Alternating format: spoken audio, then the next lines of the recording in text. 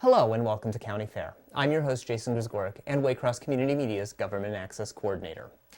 County Fair is going to be undergoing some great new changes coming in 2015. We're already involved and we just need you. That's right, Hamilton County. We're looking for new guests and new people to sit here at the round table to discuss those issues that affect Hamilton County the most. From county commissioners to politicians to those in the know in the city, make sure you stay tuned here to County Fair every month on Government Access Channel 23. If you are interested or an interested party who would like to join us here on County Fair, please give our office a call at 825-2429 and ask for myself, and I will gladly talk to you in regards to your topic and your position here in Hamilton County. So again, I'm going to be bringing you one of my favorite guests, the county's own, Wayne Coates, as we discuss his position, his office, and of course, the state of Hamilton County. Have a great evening. I hope to see all of you very soon as we explore Hamilton County more here on County Fair. And good evening. I'd like to welcome you to yet another edition of County Fair. I'm Jason Grzgorek, Waycross Community Media's Government Access Coordinator, giving you that opportunity to speak to those in the know here on County Fair in your fair county of Hamilton, Ohio. I'm very fortunate to have with us, starting out 2014, of course, County Recorder Wayne Coates. Wayne, glad you could join us. Always glad to be here. It's always wonderful to start out the new year with you, and of course, this will be our third meeting of the minds at the beginning of the year. Yep. And each year, something new comes about. And since most of you are sitting at home in the cold, it's a great way to warm up, get yourself a nice cup of coffee or whatever, enjoy some discussion here because we've got some new and exciting things to talk about. And we're going to be playing around with the website, so you won't want to miss that as well. So, Wayne, welcome back to 2014 here at the Round Table. And, of course, a lot has happened in 2013, which has made your office just as enjoyable, if we can say that. The pressures that be, of course. But let's start with the positive. And, of course, the last time that you were here, but from the last time, you were actually elected as the president of the Ohio Recorders Association. Yes, that's back in November. I took on that charge. Actually, I'm only the second recorder since 1927 who's from Hamilton County. Wow. Our last one was Gil Schaefer back in the 50s. That's a wide span, but at least, you know, yeah. And we're looking at a short amount of time in political sense, in your political sense especially, of being in this office. So to be where you are, quite an accomplishment. Well, I don't know whether it's an accomplishment. No, actually, it's quite an honor. You know, we represent 88 county recorders, mm-hmm. and the association, which has been into an organization since 1927, and actually, I would say that in the last 5 years that I have been a recorder, that is really what's given me the foundation to be a better recorder because. You know, the Recorders Association, we share a lot of data. Matter of fact, today I got several emails on a question of a new law that goes into effect on the 30th. Okay, so by the end of the month here. Right, and there's a little conflict as far as what the auditors have read it into the law as opposed to what the intent was. And I think it's in 319, basically, the county engineer and the auditor, they put together the standards so that when you file a conveyance, you would file it in a certain format. And we thought that during the discussion of the House Bill 72, that we thought that maybe during that discussion, maybe the recorder should be invited into the conversation. Apparently, the powers to be in the Auditors Association said, we don't really need you. And so we just said, okay, well, if you don't want us at the table, just, you know, comply with 317, which is our controlling section. So the discussion, again, I got several phone calls and several emails today in regards to that. And the intent of the law was just to have them comply with 317 so that therefore we're not left out in the code because when they draft the legislation, things like legal descriptions. You know, our county is by grantor and grantee. If you look at the auditor's site, they're book, page, and partial. But then our code says grantor and grantee. So it's a matter of cleaning up legalese and having a full communication with one another as opposed to... Well, you know, here when I saw the way our standards were conveyed, I just contacted, at that time, Bill Brashaw, and I said, you know, if you could just add my name to your standardization so that maybe they could consult with the recorder's office on some of the details that may be needed. And Bill said, that's fine. So I'm named just with the engineer and the auditor as well as myself. So again, it works. It's just, but again, you got 88 counties, Right.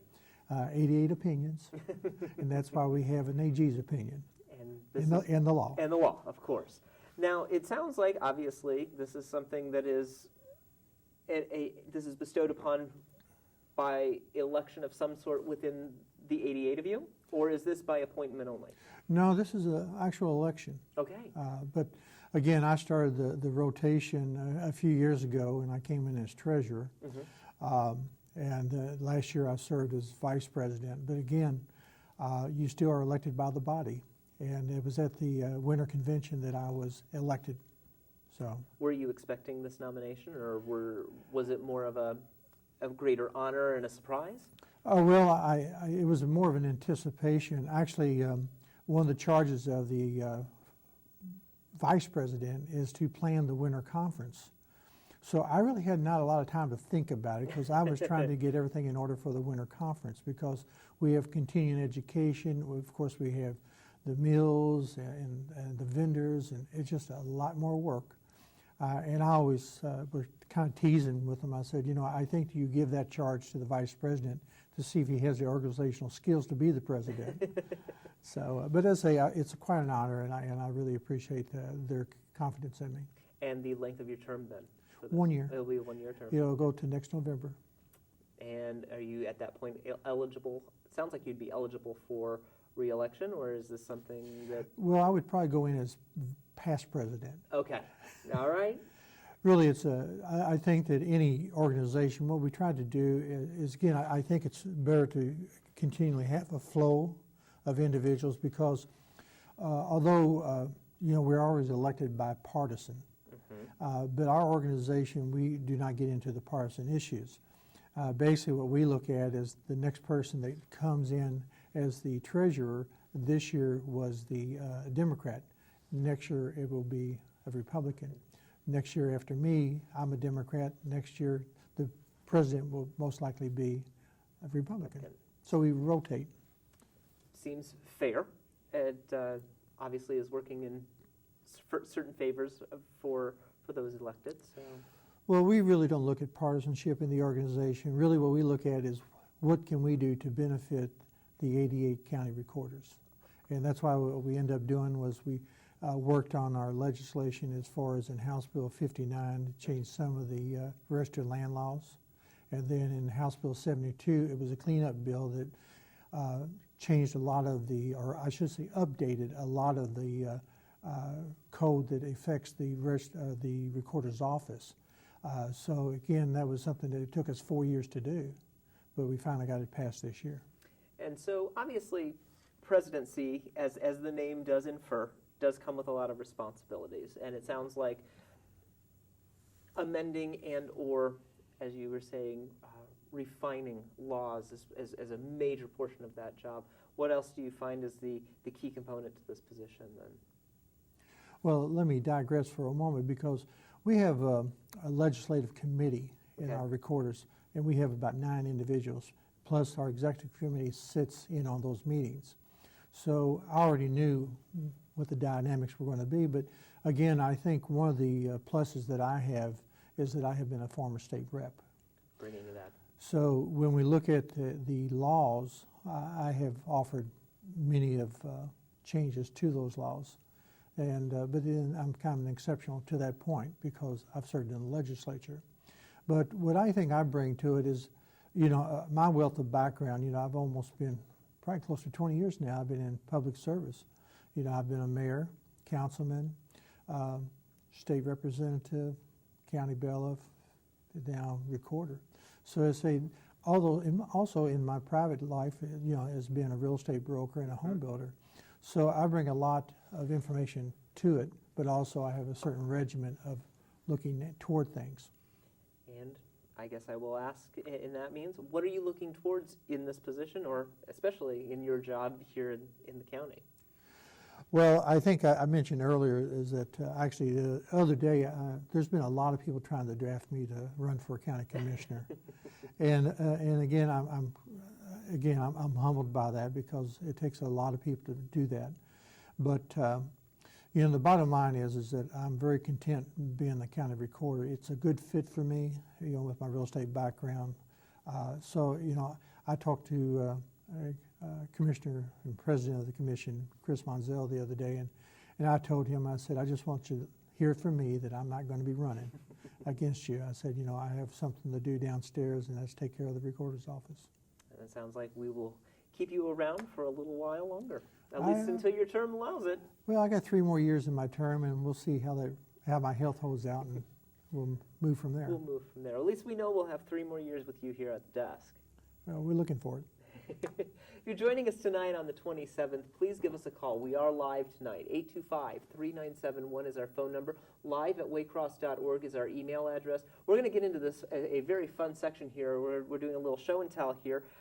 So if you are interested in finding out what we're going to be talking about here, come on and join the conversation. Of course, in past conversations we've had, the big movement that you've been producing has been moving a lot of those documents to an easier internet accessible means. Mm-hmm. And today we're going to just kind of go through a few of those. But how has that process been going? Well, it's been a very laborious. The thing is, in order to put documents online, we have to have the personal identifying information redacted out of that. And so a couple of years back, the commissioners gave me a supplemental fund to be able to have over 18 million of our digital records from 1988 forward to be digitized. It took us over a year to have that done. And once that was done, then we have to find a compatible piece of software that we can copy protect our documents. So when you open up our portal and look at the images, it'll have HCRO copy over the images so people cannot use them for fraudulent purposes. So it's when we look back at doing that, I started this project when I first came in. I would say just as you started, almost one of the first projects you started, wasn't it?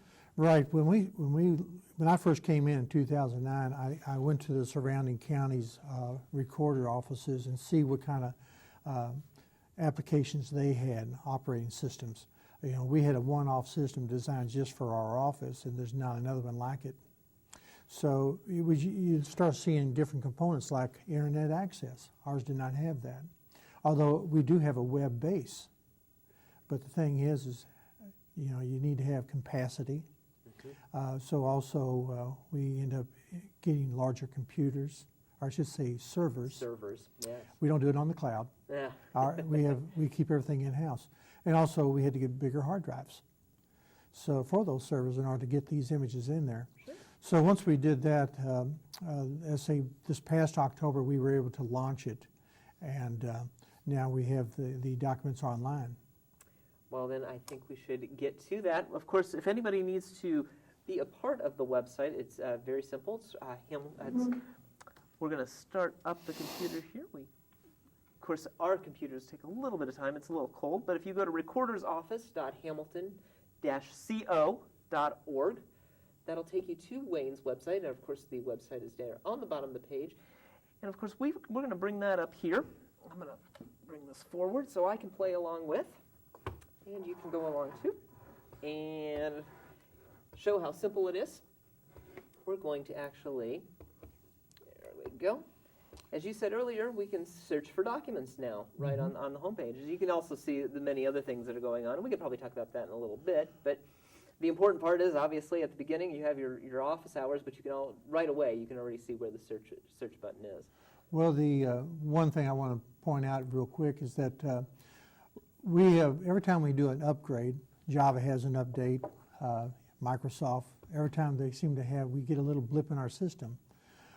Recently, when Java did their update, we end up having to put this online on our front page so that if people did have a problem, they will be able to go through the system and update theirs in order to get into ours. Well, hopefully everything's okay for us. So If you hit this, if we go into the search button, yeah, if you look at the red search button on the right, then you'll go into the next page, which is a disclaimer saying that, hey, if you're going to hold us harmless because these things are constantly changing. Our data changes daily. So which again, is unusual for a lot of people and I would assume a lot of people would think, because some of these records are as we were saying, 88 forward, and of course as many that you have recorded, not necessarily online at this moment, but in the past, you wouldn't think those would be changing documents. But as you're saying, it's changing daily. Well, we take, if you look at it, you're taking 800 documents a day, something's going to change. Good point. So again, this is as of the last update that we put into the computer. And all you have to do is, if you agree with the disclaimer, hit the disclaimer, OK, and then it takes you into the search page. We have both, you can either search by individual name, grantor and grantee, or you can search by either registered land or unregistered land. Which is on the left. The unregistered land is on the left-hand side. Actually, if you go right under the blue banner, okay. You can see right there at the top. Unregistered land right up there. My cursor's up there. I'm hoping people can see that there, but it's unregistered land is at the top, and you can actually go through. You've got registered land underneath, and then, of course, you've got other searches. Yeah. Our biggest parcels are unregistered land, but if you just want to take and just put an individual name, just click on individual. Okay. I'll learn to speak today. Under unregistered land? Yeah, that's fine. Okay. Okay. And for the sake of the conversation, let's just put, as far as the, I'm trying to look at this. We've got to search for conveyor or conveyee, UCC okay, debtor or partners. Okay, if you just, well, normally if you're the purchaser, you're the conveyee because you're the conveyor. If you just put in last name, you just type in Smith. Okay. Or if you want to type in yours, if you have property. But you don't do that. We I was going to say, we don't, I'm not sure everybody wants to see about that. And first name, put John. Okay. And basically that will bring you up the John Smiths who have activity in our office. In your office. Yeah, hit go. And hit go. And there they go already. Look at that. And if you... 74 74 actual John Smiths. hits on that on John Smith. Yeah. So, it's a very common name. So if you have a John S. or John L or something like that, you can go and do that. But for the sake of the just demonstration here, if you just click the first one, you'll see there's a... Just plain old John Smith with 35 documents under his name. Yeah, if you just click on that left button there. So I'll select that. Go down to the bottom. Oh, and then down to the bottom, okay. Okay, hit go. Okay. Now. Okay, that gives you the activity on that particular John Smith. So you'll see either mortgages, releases, deeds, or anything like that. The beauty of this is that if you find the right one that you're looking for, and you go all the way over to the right, where it says image, click it, any of them. So we'll go here and see what it brings up. Now, and of course, this is going to tell me that our Java is probably out of date at this point, isn't it? Well, it's thinking about it. It's thinking about it. Yeah, I still hear it thinking. So, there we go. All right. There it goes. And of course, it's asking, do you want to trust it? Trust it. I've got site. the recorder, right here. So. Okay, now it's loading the View 1 Pro. The View 1 Pro. That is the annotation. Now, is that something that will anyone who uses this website would have to go through? Yeah, because you'll see it when the image comes up. Yes. And it's also parsing the annotations at this point as well.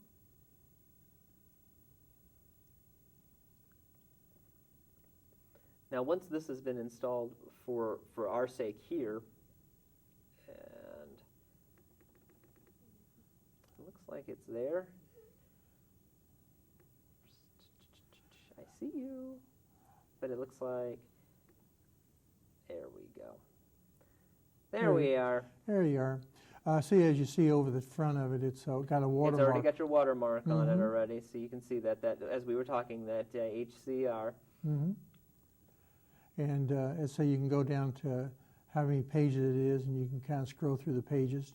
You know, a lot of times you may not need all the documents as far as what you're looking at, but then again, this has really been good for our office, because I know a lot of the attorneys who have used this, they just call and tell me how great it is, because now they don't have to come down. Now, you figure the day's been 10 degrees. It's been a great means to be able to come here and do that. That's understandable. Now, for example, as we've probably talked before, and for those who've missed that conversation, or now that we're able to see this, it has that watermark on there. Now, what if someone needs, obviously, a copy, they'll need to come to your office to actually get that. But if, for example, and I'm already noticing there is a print button up at the top corner, they can print it at home, but it's not going to be a true legal document at that point. That is correct. Basically, what it is a copy for them. And again, one thing is that there's been a court ruling that says that people who print remotely, I can't charge. So they're printing free. It's their documents. These are public records and public access by the Ohio Supreme Court. So as public access, we're just stewards of the records. And again, one of the things that we did not want to do is put these records out there until they were redacted of personal identifying information. Right. Sometimes you may see the first 6 numbers of a Social Security number redacted or trued out. Okay, and that's why I was wondering, because again, in this piece that we're looking at as well, obviously first and last name is still there. The plaintiff is actually mentioned in there. Nothing has been redacted. So, but we're not also showing any pertinent information to that person at this point. Well, the law is Social Security numbers, bank account numbers, credit card numbers, they have to be redacted. And those have to be redacted. Yeah, I think that's under 149.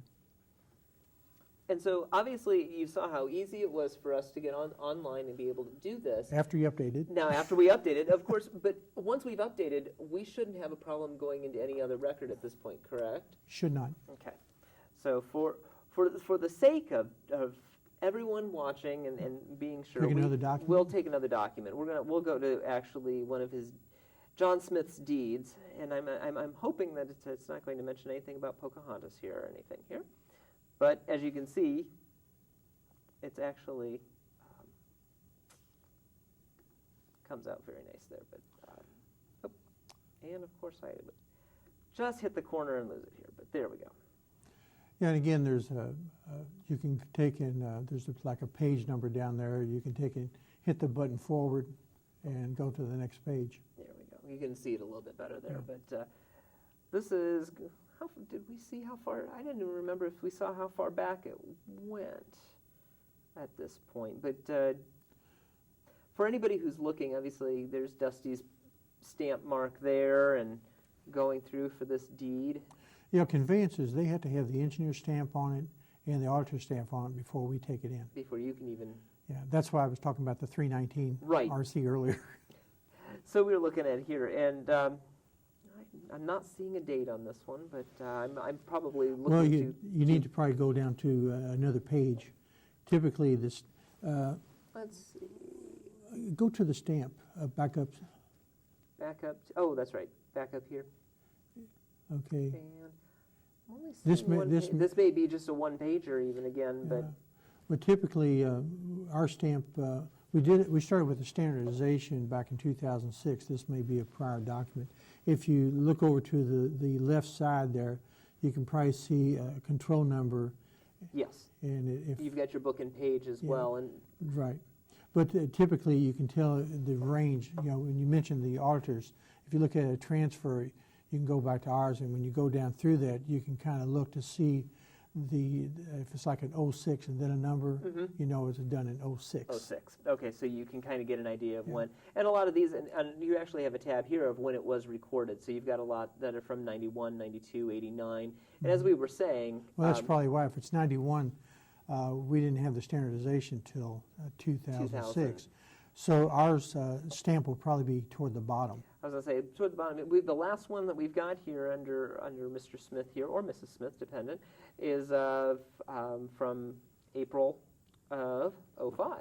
So now another question that we have as we're going through, we've got, obviously when you do, you can select whichever document that you'd like to do. Its document number, that goes back from your office, correct? That's the information that they're going by. Well, the book and page is our controlling number by law, but also we have our number as a reference number as well. Okay. So we can search either or.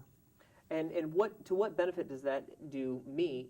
Does that for me, if I were home doing this, would I need to have that for myself at some point, or is that clearly stuff for your office? No, actually, that's really for the title examiners, because typically when they convey one, they'll see a book and page. Noticeably, you'll also see, if you click on it, you'll see a prior book and page. Okay, so this is the document. Yeah. This is us going into that document area. So here's the document detail, kind of gives us an idea. It does have another reference page below that. It says prior.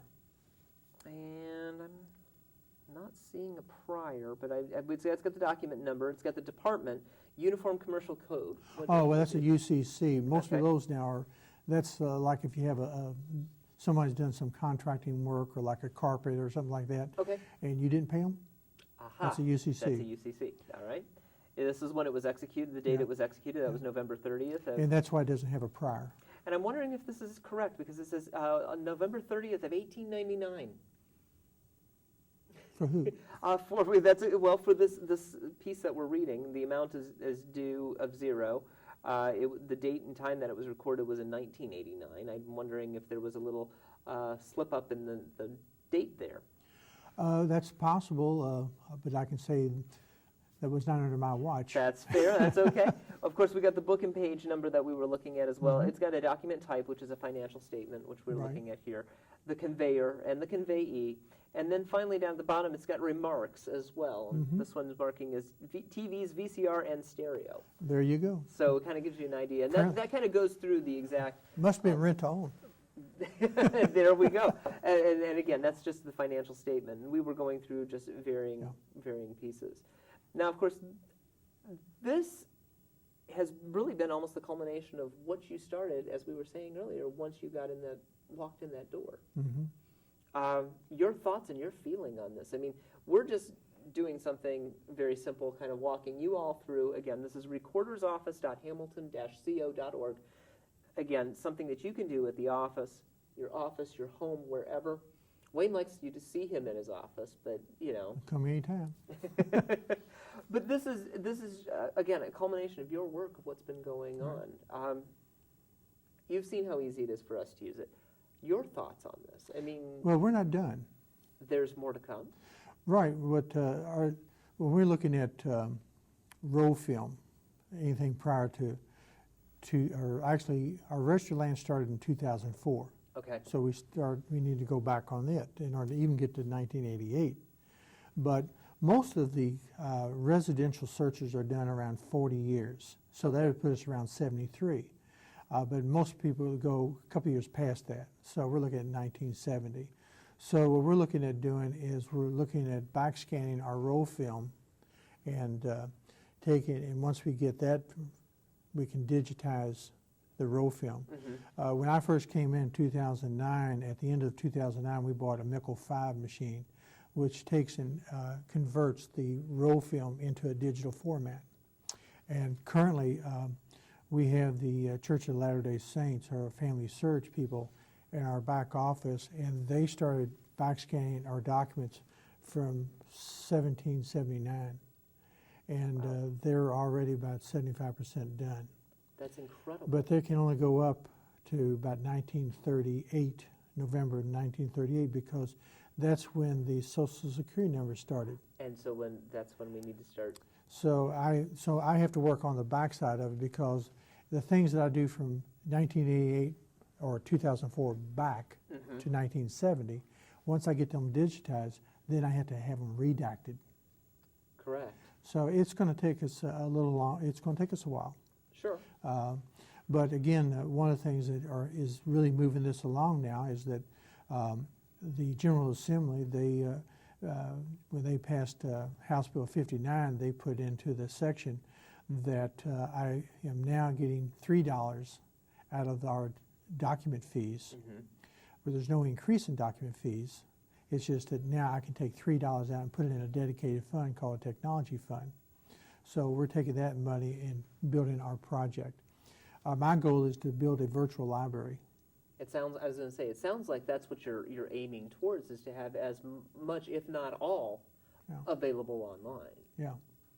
And obviously, with working with the Church of Jesus Christ of Latter-day Saints, it's probably doing a very large service for those looking genealogically.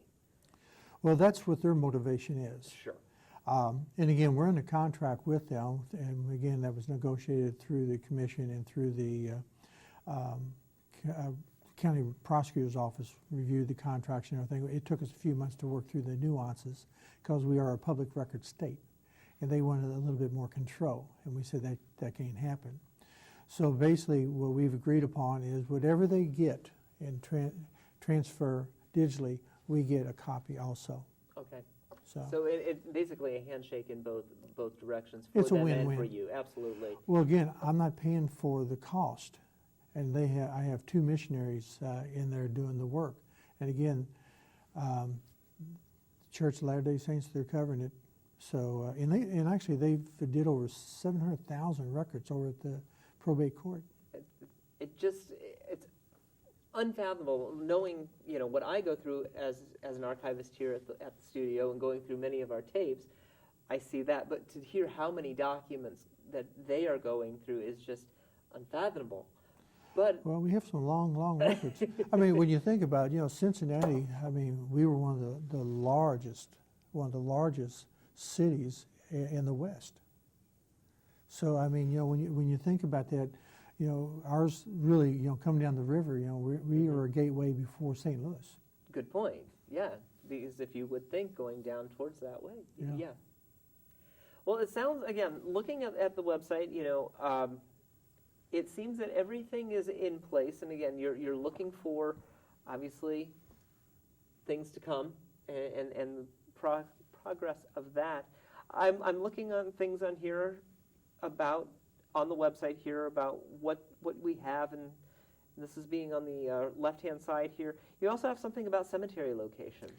Right, that's something that we put in a few years ago, and that was primarily Jim Dempsey, who we gave a Griffin Yeatman Award. Griffin Yeatman was one of our first elected county recorders here back in the 1800s. And he is a genealogical person. And and actually he's one of the individuals who's got the Latter-day Saints in to work with us as well. Okay. So it's been a real win-win. But when he was able to, we were doing some background for Beech Grove Cemetery, which is over here in Springfield Township. And they had asked for some certifications of soldiers' discharges. And basically these go back to the Civil War area. So basically they said they had these from the library. We said, we can't use those. They have to come from our office before we certify them. Now again, I paid for the cost of the certification because we don't charge for veterans, but because no veterans asked for them. That's fair. So I took it out of my pocket. And it wasn't that much because it's only like $1 per, so it's not going to break me. But to make a long story much shorter is that one day Mr. Dempsey was in from probate court talking to us, and we were talking about the soldier's discharge, and he said, you want to see the maps? And I said, you have the maps, the original maps? And these were maps that were discarded back in the 1970s. Discarded? Discarded because they thought that everything was on film. Well, so if you went onto the film, everything's kind of blurred and scratchy and everything. And so basically what we ended up doing was Jim brought the original plats in. Now they were yellowed from age. It's fair. But because we have a plat scanner, you can make them as clean as this page. And we did. And then we advertised it. And I did. I brought up Beech Grove just because we were talking about it. But it's, as you said, it is the pure plot that it is. And as clean as the pure driven snow that we have, but again, that's the difference of technology. And as you can see, we can really delve into it. I mean, that's how, you're looking at different sections yeah. and everything else. Well, so. we also have Westland, and of course, just a few months ago, we dedicated 3 African-American Civil War veterans that had been, grave markers had been not put. Wow. And so now we have them all here. So again, living and deceased, places in which people live or reside, well, these are available here at the Recorder's Well, these website. are growing documents, and actually, also for those who are engineers or surveyors, we've also been back scanning our plats. I've spoken with Ted Hubbard of the engineers department, and he's allowed us to use his flatbed scanner. So we've been taking our plat books up there and scanning those. So we're digitizing everything we can, because the thing is that when you start looking at some of the old film and everything, they're losing their clarity, they're degrading. You're looking at more preservation at this point Really? For things of this nature. I mean, back in the day, no one probably thought, and most of us never did, that this would go away, or at some point would have to be retransferred to something else. Well, actually, in the old days, actually, we had an archivist come in, and the type of ink that they used at one time had a certain acidity to it. And we can show you pages that have the acid burned through from the script. So, I mean, it's, we're just trying to preserve it. And what we're looking at doing is going through the various series and stuff like that. One of the things that we're looking to do next is also to be able to alphabetize various series. If you look back from Series 1, which was from the 1700s, like 1779, up to our 8th series or 9th series today, basically what we're looking at doing is combining all those names in the series index and alphabetize them, and so therefore we'll have a lineage. Okay. And where would that, okay, there's series. They are up here under the other searches. I knew I'd seen series in there, but if you were looking for that, we do have previous series, and right now there's the 8th series right there, and you can actually go in and put your number or anything like that. Yeah, I believe on the home page there's a series index that you can go to, and it'll tell you probably what the timeline of that particular series.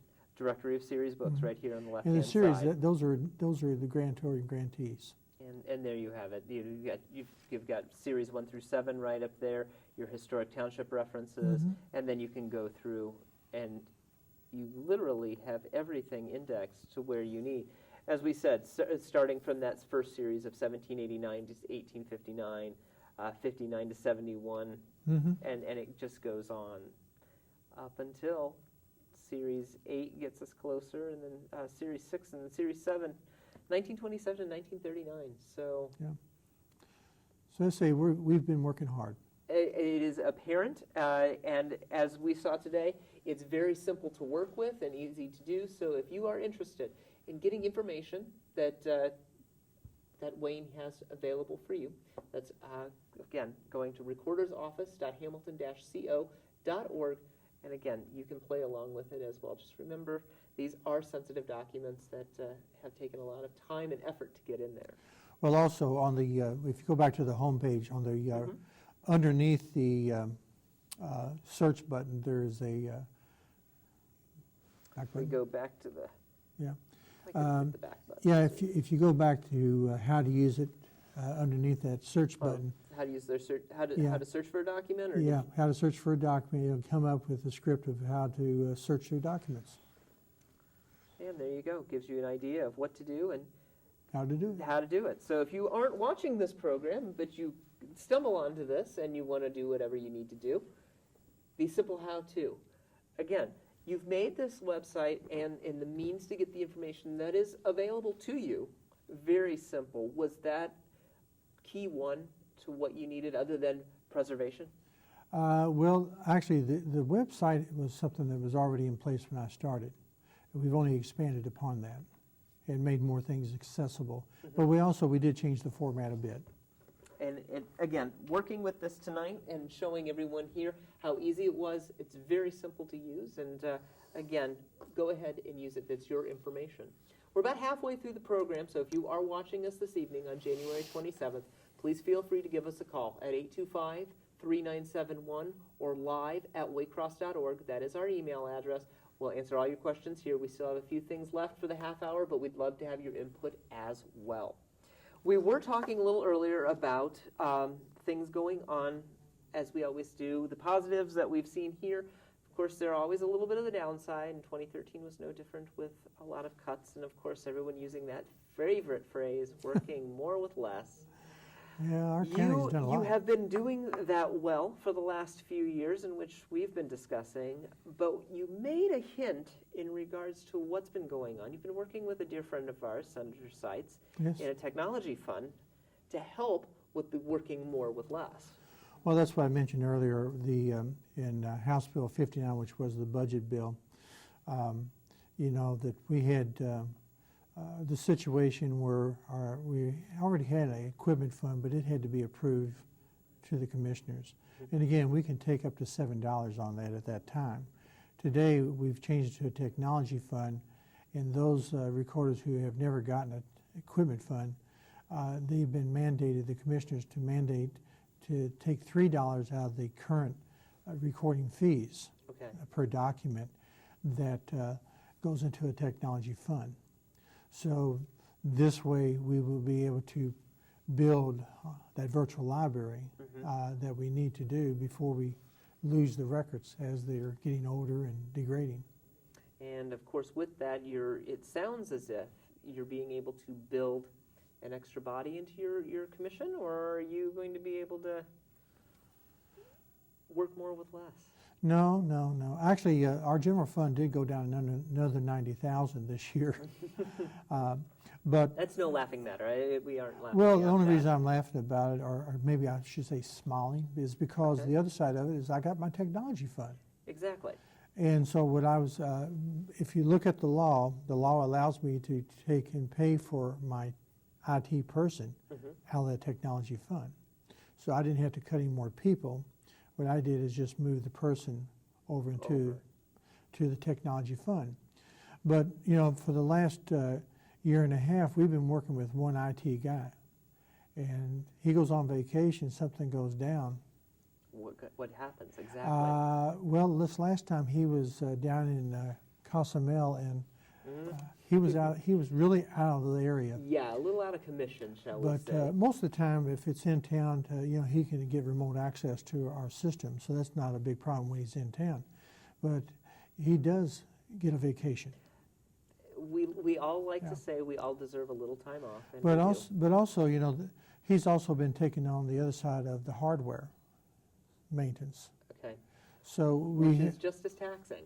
Well, it takes him away from the software things because, again, as we're trying to implement this online, and he's getting drawn over to the hardware side, this has a harder, the software side kind of goes away. A case in point there is that we started a few years ago again on redacting, not just redacting, but getting our documents online, but also to be able to record your documents online. So we started on contract about a year ago to do that, and I know we spoke about it at that time last year. Yes. In October, we were also able to bring that online. So now title companies, banks, they can record their documents to our office without going through the mail. And so now you're not only saving them money, but you're saving you time. Well, time is definitely money when you're given the staffing that we have. We lost 50% since 2008. Right. So when you look at if you're getting a document that comes in on your computer screen, and you say, okay, everything else is in order, and you can take and put your electronic stamp on it, and all of a sudden you hit go, and it goes right into our system. It doesn't have to be scanned. So that's one thing. But also is if it comes in by the mail, you have to open up the mail, be sure the check's right, and then if it's not, you have to send it back. Yeah.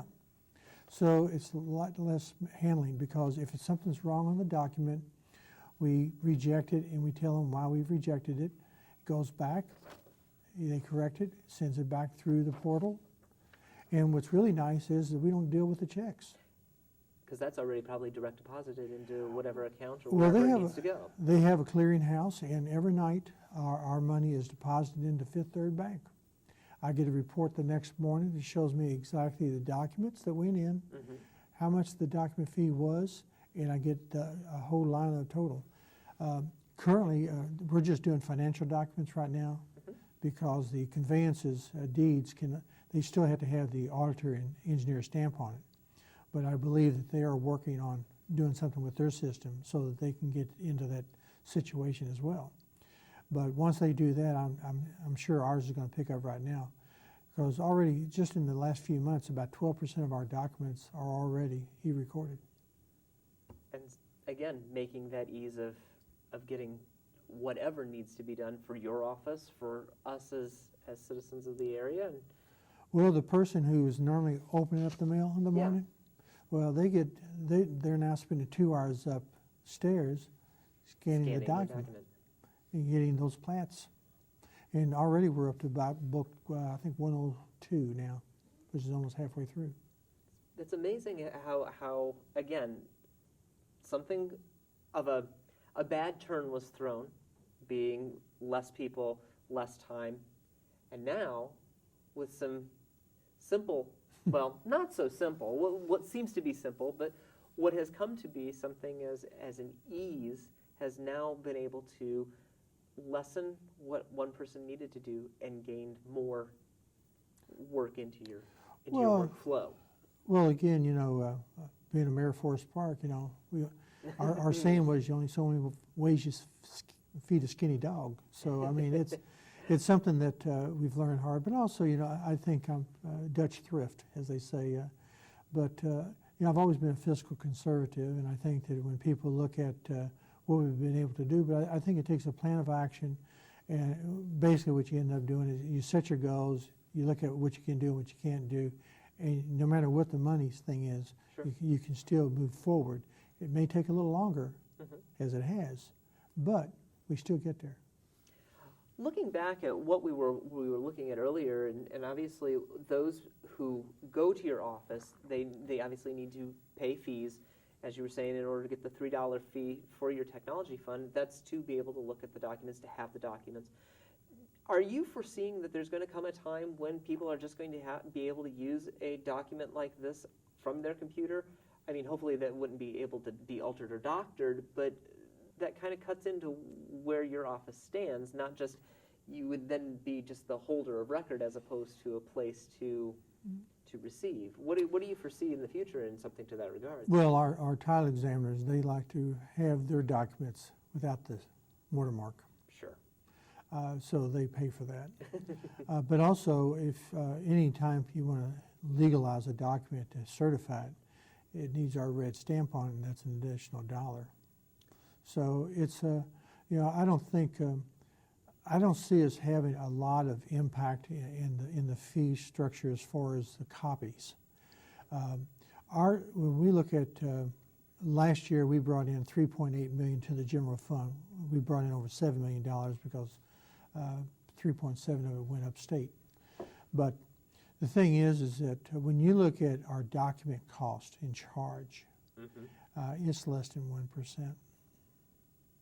Now, obviously, you could probably get this onto the website, but while we're speaking about it, what is the fee structure for documents for those who are interested who may need to do so? If you come into the office and you go back to the copy department, it's $2 per page. Okay. If you want it certified, it's $1 more per page.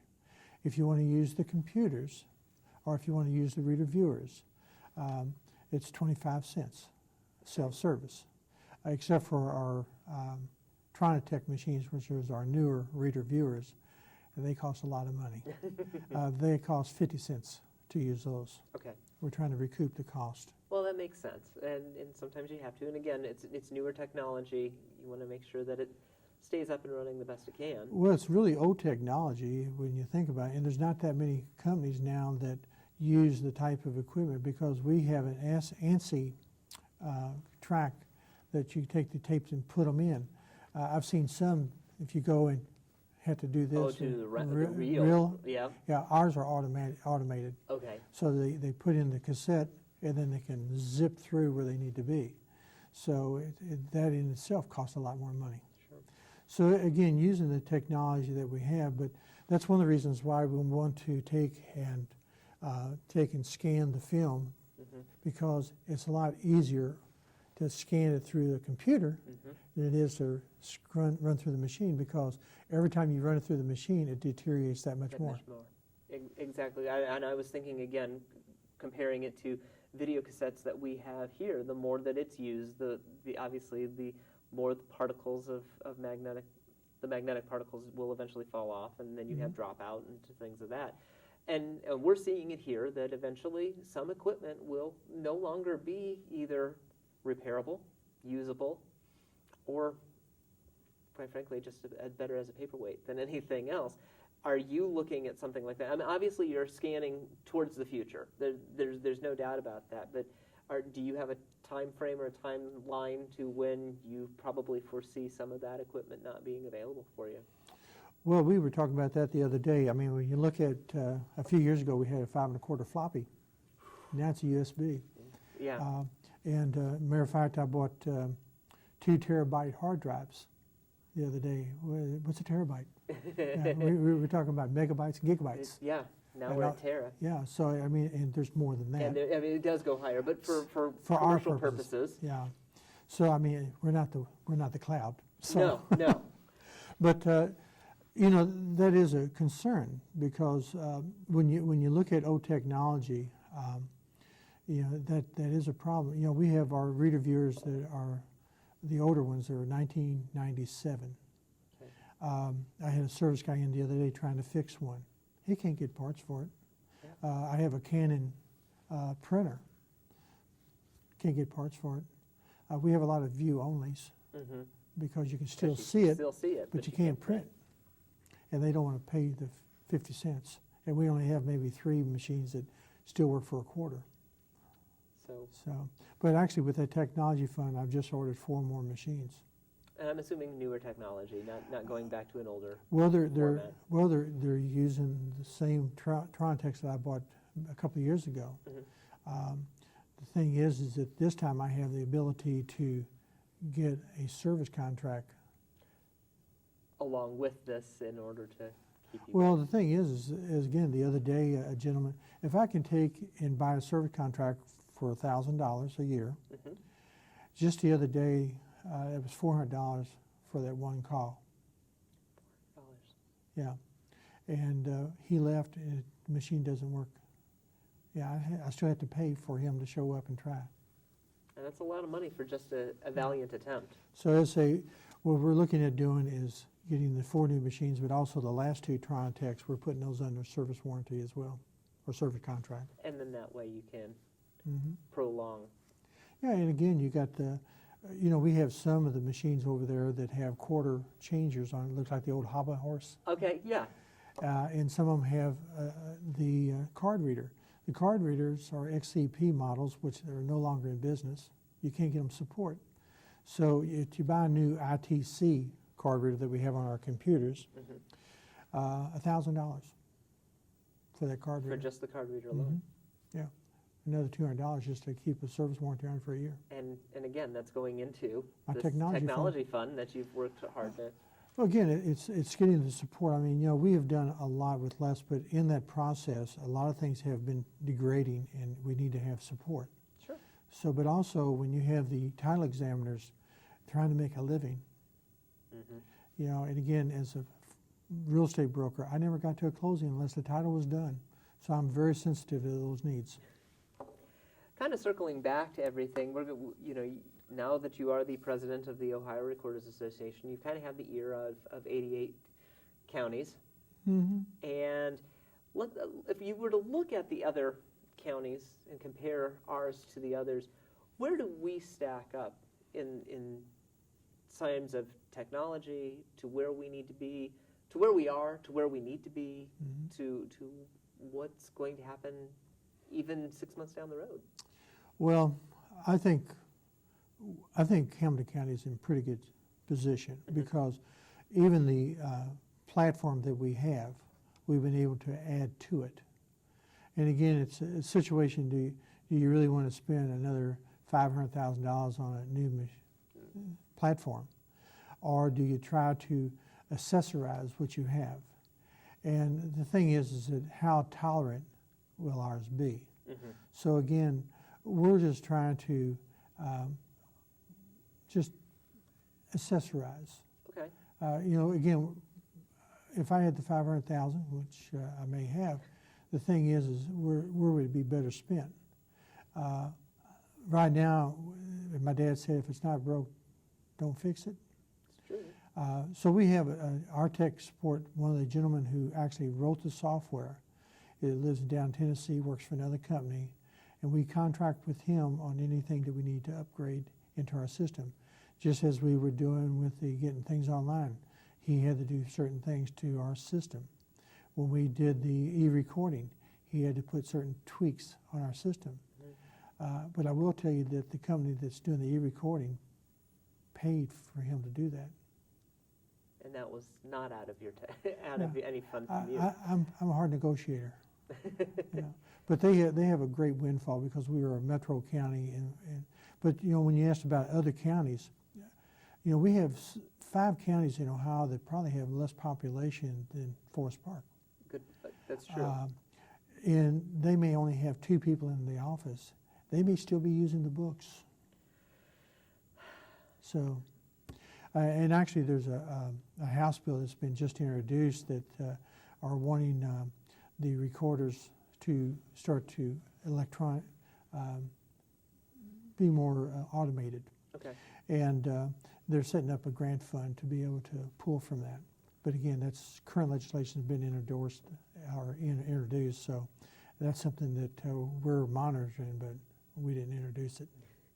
Something, again, for a future conversation as we move forward. So obviously this is the beginning of 2014. You have a lot of things going down in the pipeline.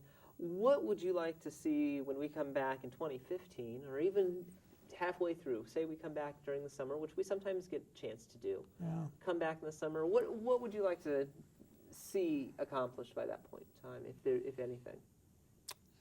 Well, we already have our goals. I've got a 5-year plan. The next things that we're looking at doing is we have to update our cashiering. It's under Visual Basics. It's when we upgraded the e-recording, we've touched into the program. It's Java-based, so we're going to be converting over that. But also we're looking at what I call rubber banding our grantor and grantee information, where when the information comes in the scanner, you'll be able to extract that information, copy and paste it over into our platform. Okay. So, it's just like this last year, what we were able to do was, we used to do the hand stamping. Yeah. All book and page. Now, when they scan it in, it's electronically imprinted on our electronic image. Mm-hmm. You'll still get the page back without the image, but in our digital system, you'll see the book and page.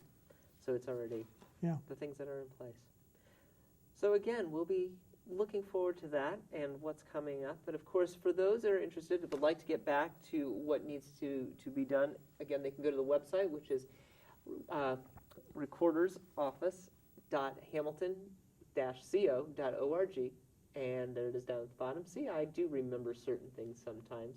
You can get all your information there. Of course, if you need to get in contact with Wayne, you can always check that website right there, or we can always put the information there. He is in the County Administration Building, and that's at 138 East Corst Street, and his suite is 205, Cincinnati 45202. You can call him at the office at 946-4561. Again, the website is recordersoffice.hamilton-co.org. A great new website. Give them a call if you need to. But Wayne, we've reached the top of the hour. I want to thank you for coming in, starting out the first of the year. We'll be back in touch with one another again. And again, thank you so much. My pleasure. And of course, I want to thank all of you for joining us. I know that it's been cold out there, so you might want to warm up with something new to do. Tired of that old cup of coffee? Well, try something new. Come out here. Waycross Community Media has got a lot for you to do. Want to run our cameras? Want to produce your own program? All the same, you can be done right here. Be a volunteer. Enjoy 2014 in a brand new way. I'm Jason Grzgorek, Waycross Community Media's Government Access Coordinator, giving you that opportunity to talk to those in the know here on County Fair. Have a great winter. Enjoy the cold, stay warm, and we'll see you again in February. Take care.